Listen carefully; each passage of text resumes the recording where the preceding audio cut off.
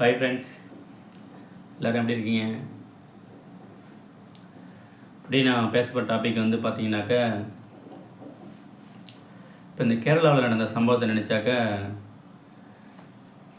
மனசு ரொம்ப பதறுது. இந்த மாதிரிலாம் ஒரு தாய் இருக்கிறாங்க அந்த உலகத்திலே தாய்ப்பாசம் என்பது சொல்ல முடியாத ஒன்று.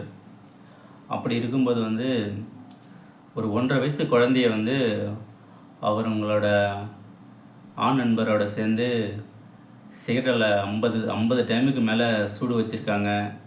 2 கைகளையும் உடைச்சிருக்காங்க.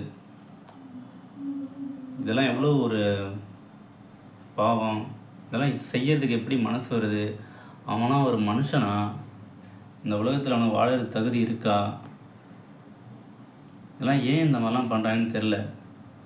நம்ம ரிலாக்ஸாக கொஞ்சம் ஒரு சோசியல் மீடியா சேனலை கொஞ்சம் பார்க்க முடியல, ஒரு ஹாப்பியாக பார்க்க முடியல. இந்த மாதிரிலாம் ஒரு சம்பவம் நம்மளே ஆல்ரெடி பசங்களை ஸ்கூல் சேர்க்கணும் அப்படி இப்படின்னு நிறைய கஷ்டத்தில் வாழ்ந்துட்டுருக்கோம் அந்த உலகத்தில்.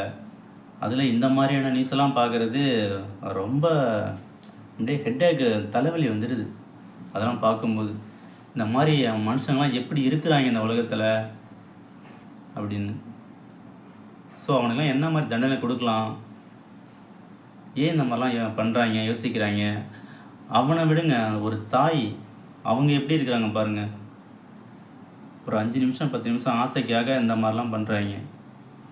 இதெல்லாம் புரிஞ்சிக்கணும்.